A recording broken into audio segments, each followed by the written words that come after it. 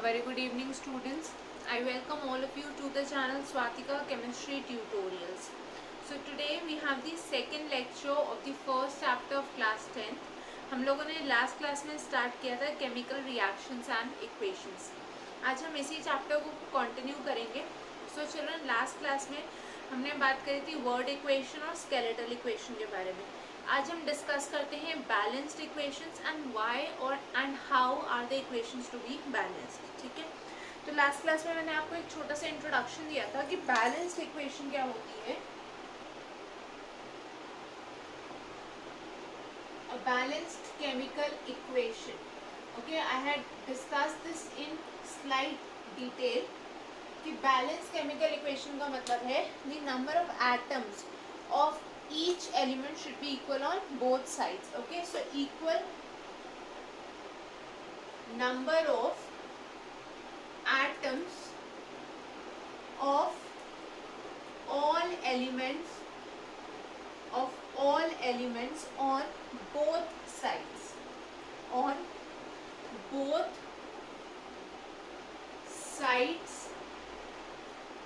of the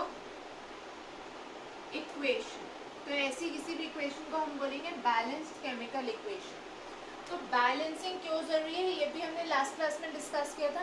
N equation must be balanced so that it satisfies the law of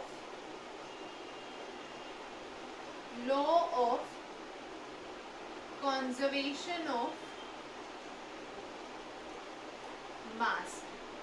9th standard में आप लोगों ने एक law पढ़ा था which is one of the laws of chemical combination, जिसको हम बोलते हैं law of conservation of mass. So according to this law children, आप लोगों ने ये डिस्कस किया था कि जब भी कोई केमिकल रिएक्शन होती है so the masses after and before the reaction remain equal. That means masses में कोई चेंज नहीं आता है. So that is the law of conservation of mass. अगर मैं इस लॉ की बात करूं तो इसको हम ऐसे भी बोल सकते हैं that mass can neither be created nor be destroyed. इसलिए कोई भी केमिकल रिएक्शन में मास सेम रहना चाहिए. दैट मीन्स जो एटम्स हैं वो भी सेम रहेंगे, तभी मास सेम रिटेन होगा. ओके, सो किसी भी रिएक्शन में कोई भी एटम डिस्ट्रॉय नहीं होता, कोई भी नया एटम फॉर्म नहीं होता. केमिकल रिएक्शन को I can simply call as the breaking of old bonds and formation of new bonds. तो अगर कोई भी केमिकल रिएक्शन हो रही है तो देयर इज नो लॉस और gain of atoms and we can simply say that a chemical reaction, any chemical reaction involves breaking of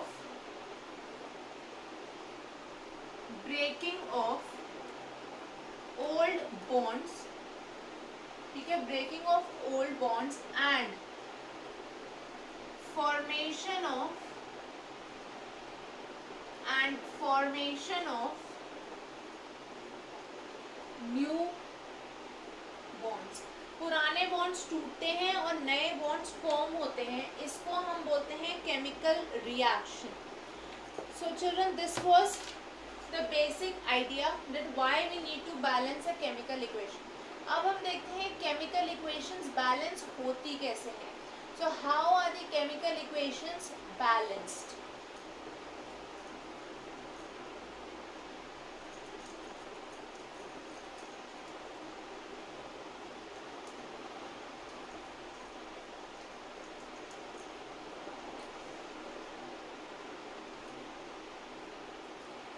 So we are going to talk about balancing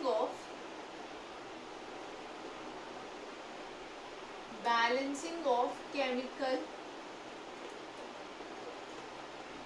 equations.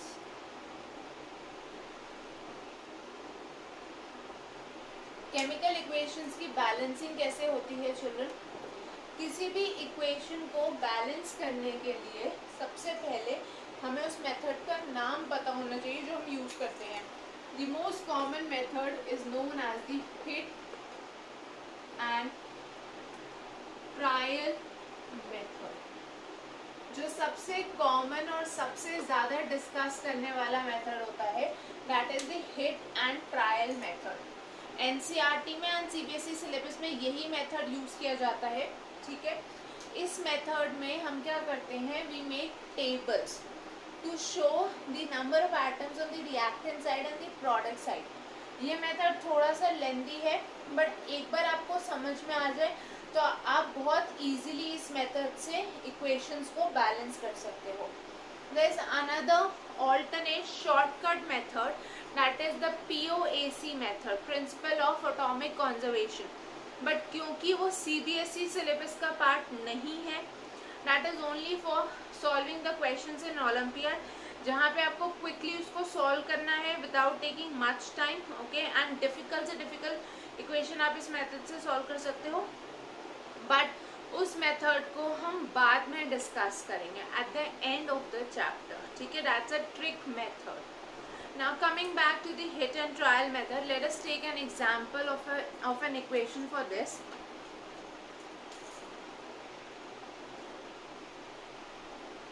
If I say Zn plus H2 Zn plus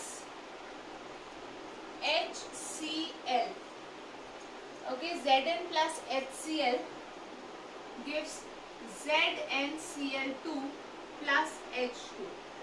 hit and trial method में सबसे पहले हम क्या करते हैं, we make columns, number of atoms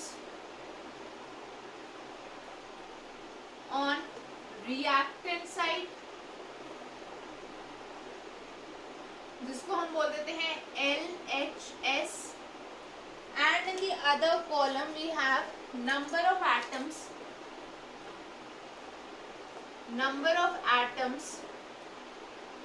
on product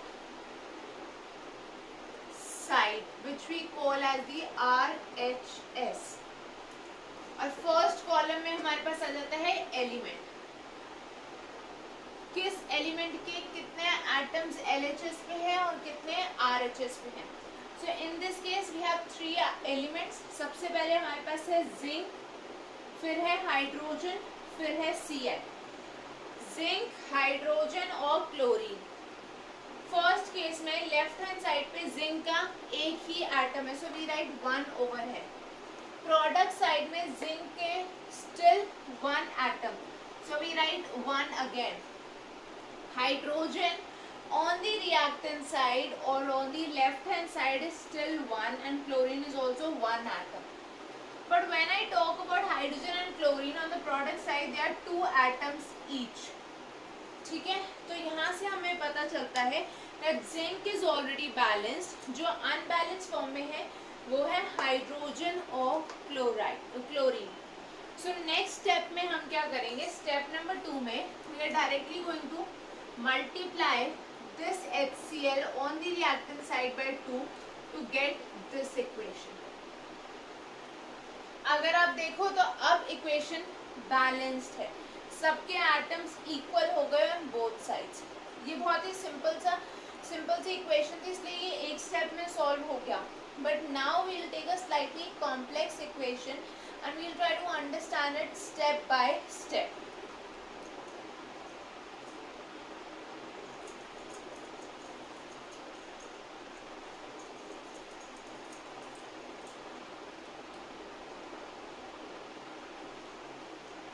Let us say I give you an equation Fe, ठीक है। Equation क्या दी मैंने आपको, Fe plus H2O giving Fe3O4 plus H2। Fe plus H2O giving Fe3O4 plus H2। अब सबसे पहला जो step होता है, स्टेप नंबर 1, हम क्या करेंगे, हम एक टेबल बना लेंगे और उससे भी पहले we are going to write down the equation. ठीक है, हमने इक्वेशन को लिखा और हर एक स्पीशीज को we keep them in boxes, इनको हमने बॉक्सेस में प्लेस कर दिया। The reason for putting these boxes is, इसका मतलब है कि आपको इन बॉक्सेस के अंदर कोई भी चेंज नहीं करना है, आपको बाहर चेंजेस करने हैं। और आपको पता है जब आप बाहर कोई नंबर ऐड करोगे यहाँ पे, so that refers to the stoichiometry. आप लोगों ने 9th में पढ़ा था, इनके आगे जो नंबर्स आएंगे वो क्या होते हैं, इनकी स्टोशियोमेट्री। तो हमें बॉक्सेस के अंदर कोई चेंज नहीं करना, we need to make changes outside these boxes. So I make a table again, element LHS and RHS। First case में element Fe hydrogen oxygen, LHS में 1, RHS में 3, 2, 2, 1 and 4। सो हम देख सकते हैं that hydrogen is balanced but iron and oxygen are unbalanced। So children, जो हमारा next step होगा टू बैलेंस द इक्वेशन, वहां पे हम क्या करेंगे, we are going to start from the species that contains the maximum number of types of atom. जिस species में, चाहे वो रिएक्टेंट हो या वो प्रोडक्ट हो, जिसमें मैक्सिमम टाइप के एटम्स प्रेजेंट है, हम उससे स्टार्ट करेंगे। So we can write down, start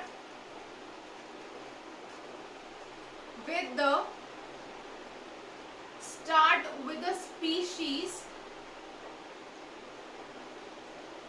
containing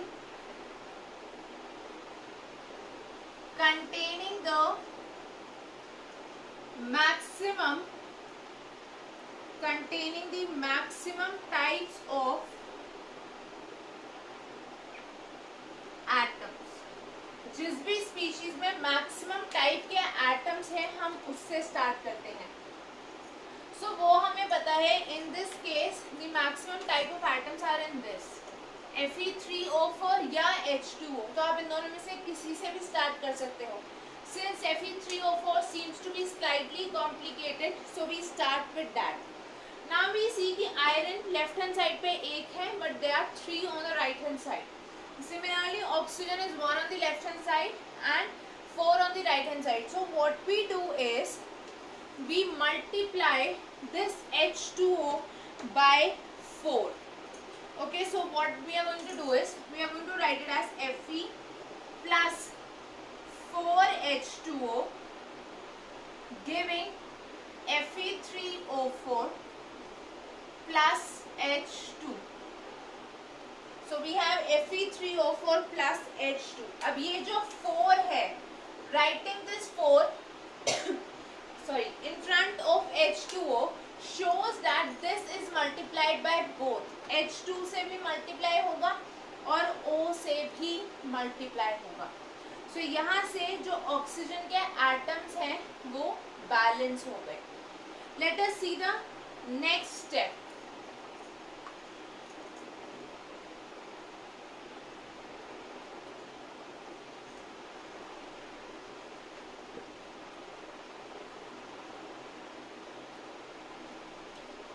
अब अगर मैं स्टेप नंबर 3 में फिर से सेम टेबल डिस्कस करूं,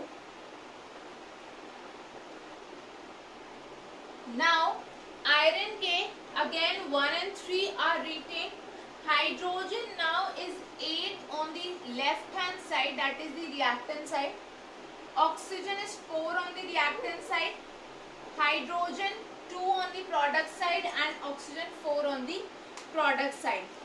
तो अब हम क्या करेंगे, next we are going to balance the hydrogen atoms.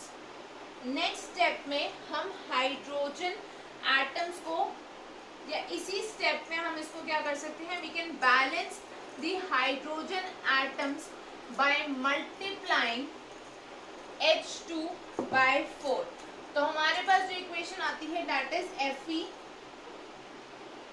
Plus 4H2O giving Fe3O4 plus 4H2। ठीक है, Fe3O4 plus 4H2 अब हम क्या करेंगे, हम फिर से ये टेबल बनाएंगे. Okay, we are going to repeat the table in the next step again. So now when we put the values in the table, तो हमारे पास जो हाइड्रोजन्स हैं they have also been balanced. अब क्या रिमेनिंग है, only the iron atoms.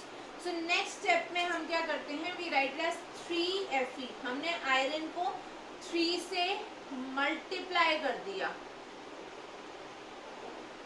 जब हमने आयरन को 3 से मल्टीप्लाई कर दिया तो ये हमारी फाइनल इक्वेशन आ गई.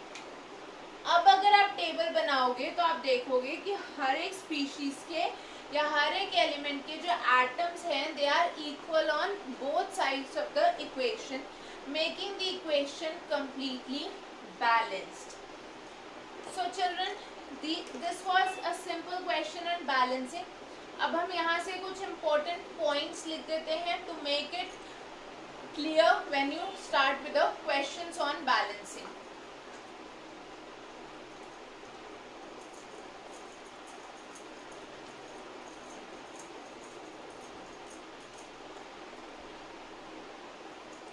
ये जो नंबर्स हमने आगे प्लेस किए, ठीक है, that are placed in front of the formulae and symbols, they are said to be the stoichiometric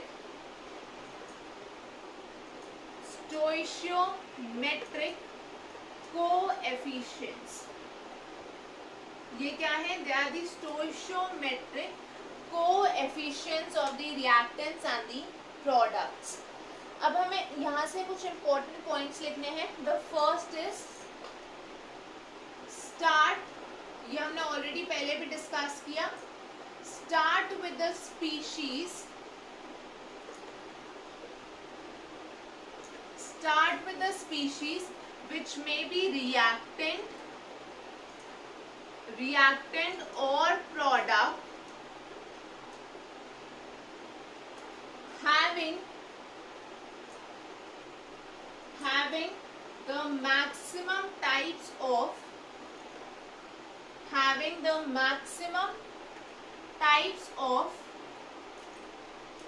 atoms. ठीक है, ये हमने अभी देखे. हम उससे स्टार्ट करेंगे जिससे सबसे ज्यादा टाइप के एटम्स होंगे. Secondly we can write down elemental substances मतलब जो एलिमेंट की फॉर्म में होते हैं. Okay, not in the form of compound but the ones that are present as elements, जैसे हाइड्रोजन, ऑक्सीजन, ठीक है, H2O2, Fe, ये सब. ठीक है, elemental substances are balanced at the end. इनको हम बिल्कुल लास्ट में बैलेंस करते हैं क्योंकि इनकी बैलेंसिंग सबसे इजी होती है. Next we can write down, ये इस पॉइंट को ध्यान से सुनना और समझना. जब भी कोई आपके पास फ्रैक्शनल कंपोनेंट रह जाता है, फ्रैक्शनल स्टोइचियोमेट्रिक कोएफिशिएंट होता है, आप उसको एज इट इज नहीं छोड़ोगे. You have to multiply the equation by a number so as to convert it into a whole number. किसी भी इक्वेशन में अगर आपके पास फ्रैक्शनल कोएफिशिएंट आ रहा है तो आप क्या करोगे, आप उस इक्वेशन को फर्दर मल्टीप्लाई करोगे बाय अ सूटेबल नंबर, जिससे कि इक्वेशन पूरी होल नंबर्स में आ जाए. ठीक है, I will explain this with an example. Right down the statement first. The coefficients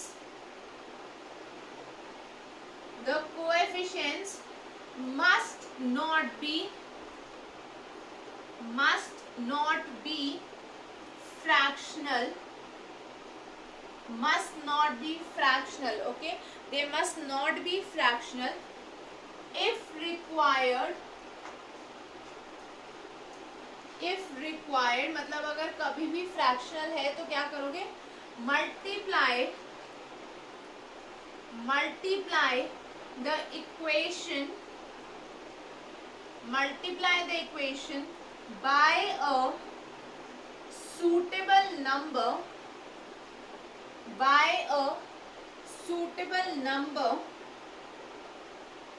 so as to obtain the equation in whole number coefficients। अगर कभी भी जरूरत है तो पूरी इक्वेशन को किसी एक सूटेबल नंबर से मल्टीप्लाई कर दोगे जिससे कि होल नंबर कोएफिशिएंट्स ऑब्टेन हो जाएंगे। इसका हम एक एग्जांपल देख लेते हैं।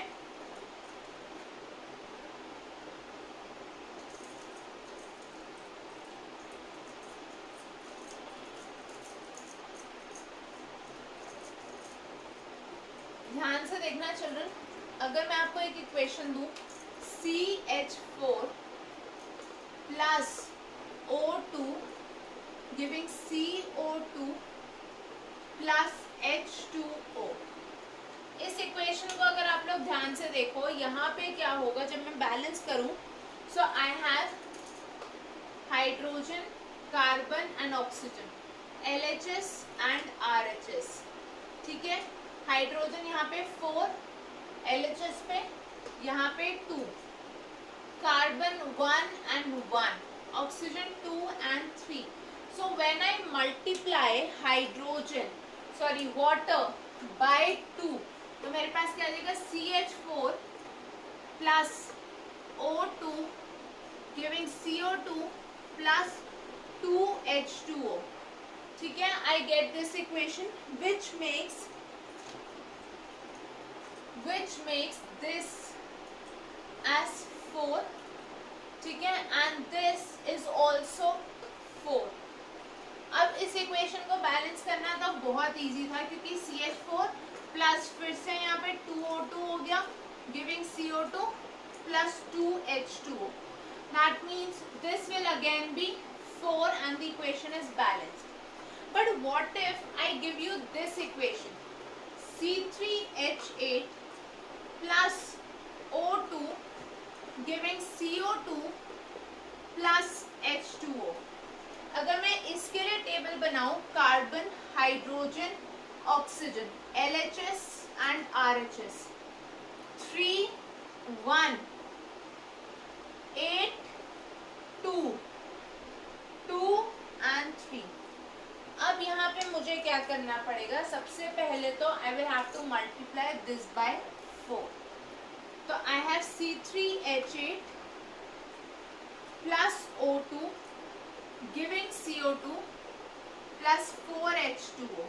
तो ये तो बैलेंस हो गए हमारे पास। Now to balance carbon I will also have to multiply this by 3। ठीक है, इसको भी मुझे 3 से मल्टीप्लाई करना पड़ेगा। So now how many oxygens will be there? 6 plus 4. That means I have 10 oxygens in total. So यहाँ पे मैं इसको कर देती हूँ 5 से। Okay, ये हमारे पास कुछ एग्जाम्पल्स हो गए बैलेंसिंग के। अब कभी भी सपोज करो आपको मैं इक्वेशन दे रही हूँ A प्लस B गिविंग